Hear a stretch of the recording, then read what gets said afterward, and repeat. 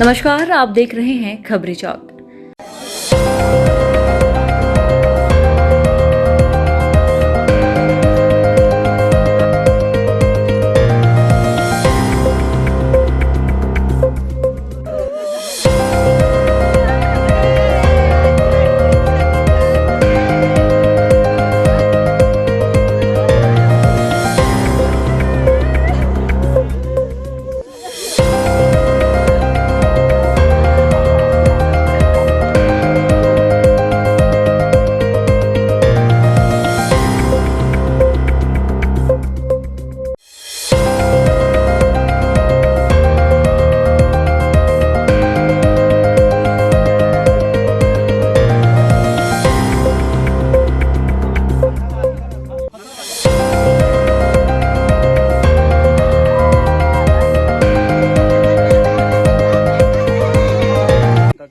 हम सभी शांत नहीं बैठना। नहीं, जानकारी स्थगित तो किया गया। नहीं वो नहीं कह रहा मैं। समाज भले टेंट पंडाल उठा लिया, धरना समाप्त हो गया, समाप्त हो गया, लेकिन मगर जानकारी इसको और समाप्त टोचन नहीं करना है। ये सारी चीजें हम लोग की सक्रियता जो है ना कम नहीं होनी चाहिए। मैं समाज से भी यही आग्रह करूंगा। मैं पर्सनली भी इस चीज में, देखिए कई चीजें बाहर आती हैं, कई चीजें नहीं आती हैं, है ना। कई चीजें जो दिखता है होता नहीं है, जो होता है दिखता नहीं है। मगर अपने अपने स्तर पे इस न्याय के लिए हम सब लड़ रहे हैं। क्योंकि मैं पहले ही जिस दिन मंच में आया था, मैं बोला कि सरकार में होने की कुछ बाध्यता है, इस कारण से मैं ज्ञापन देने नहीं आ सकता। मैं अलग रास्ते से न्याय के लिए लड़ेंगे। और आज इसी पक्ष में मैं कहना चाहूँगा कि हम मुख्य आरोपी की गिरफ्तारी के लिए पीछे पड़े रहें। मैं भी अपने शासन स्तर पे लगा हूँ। हमारे सारे विधायकगण साथ हैं। जिस हिसाब से आज देखा कल आप लोगों ने, और इस पे होगा। कल के दिनांक पर अभी फ़ोन आया था हमारे पास, जो कि पहला स्टेटमेंट आपने देखा होगा कि मुख्य आरोपी के संपत्ति से लेकर उसके टेंडर तक के निरस्त करने का निर्देश, जो पहला वक्तव्य हमारा आया था, उस पर कल ही जिला में इसका जो टेंडर था पीएचई का 63 करोड़ का, उसको निरस्त कर दिया गया है बोल के अभी फ़ोन आया था। तो मैंने कागज़ मांगा है, वो कागज़ मैं समाज को प्रस्तुत करूँगा ताकि आपको भी ऑन द रिकॉर्ड पता चले, क्योंकि मौखिक में तो बहुत कुछ कहते हैं। जी। तो टेंडर निरस्त हो गया है।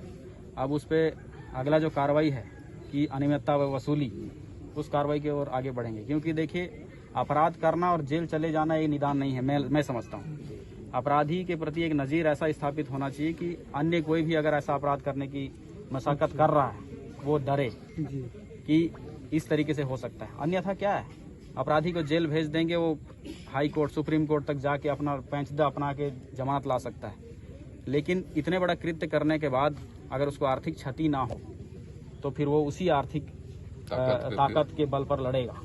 और सबसे बड़ा मेन कदम इसमें यही है, समाज ने भी मांग किया था और हमने भी स्टेटमेंट दिया था कि आर्थिक क्षति जितने अनियमितता है सब पे उसको होनी चाहिए, चाहे वो पैसे का भुगतान रोकना हो, चाहे सारी चीज़ें रोकना हो। बुलडोजर पर तत्काल जिस दिन स्टेटमेंट आया उसी दिन कागज़ सबमिट हमने किया था, मगर क्या है, उन्होंने उसकी माँ के नाम से होने के कारण से वो हाई कोर्ट से स्टे ले आया। कोई भी कोर्ट में पहुँचता है तो आप सब जानते होंगे कानूनी प्रक्रिया, स्टे पहले देता है और एक समय देता है। वो समय भी खत्म हो चुका है, लेकिन माननीय सुप्रीम कोर्ट के गाइडलाइंस के आधार पर 2 तारीख तक शायद पूरे प्रदेश में इस तरीके से जो बुलडोजर के तोड़ फोड़ वाला, उस पर रोक लगाया गया। लेकिन 2 तारीख के बाद जो गाइडलाइंस आएगा, उस गाइडलाइन के तहत हम पीछे पड़े। पूरे भारत में माननीय सुप्रीम कोर्ट का ये प्रदेश का नहीं है, सुप्रीम कोर्ट। तो इस पे क्या है, हम पीछे पड़े हुए हैं। और माननीय विष्णुदेव साय जी से भी हम मुख्यमंत्री जी से मुलाकात हुई थी, उन्होंने ही निर्देश किया कि आप सभी जाइए, इस मामले को निपटाइए। और आज भी उन्होंने संदेश भी भेजा है माननीय सांसद जी ने भी कि मैं नहीं आ पा रहा हूँ पितर पक्ष के कोई उनके यहाँ होने के कारण से। और माननीय मुख्यमंत्री जी की तरफ से भी श्रद्धांजलि अर्पित हमने किया है। और आप सबको भी यही आश्वस्त करते हैं कि न्याय जरूर मिलेगा, क्योंकि ये हाई प्रोफाइल मामला है।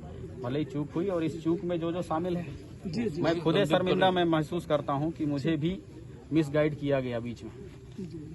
लेकिन मैं समझ सकता हूं कि कोई जिम्मेदार अधिकारियों द्वारा अगर कोई चीज़ों को बताई जाए, जैसे आपको बताया गया होगा, तो चंद पल के लिए यही लगेगा कि ये रिपोर्ट सत्य है।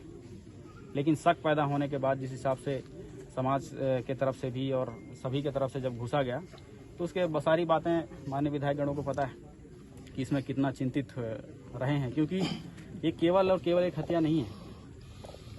मैं चाहता हूं एक नज़ीर स्थापित ऐसा हो कि सीतापुर विधानसभा क्षेत्र ही नहीं, जहाँ जहाँ तक मैंने इस तरीके से मामला है, कोई करने के लिए डरे, जी जी जी लेकिन बीच में क्या है, कानूनी बाधाएं आती हैं। उसमें नहीं जो FIR दर्ज करनी है ना, जो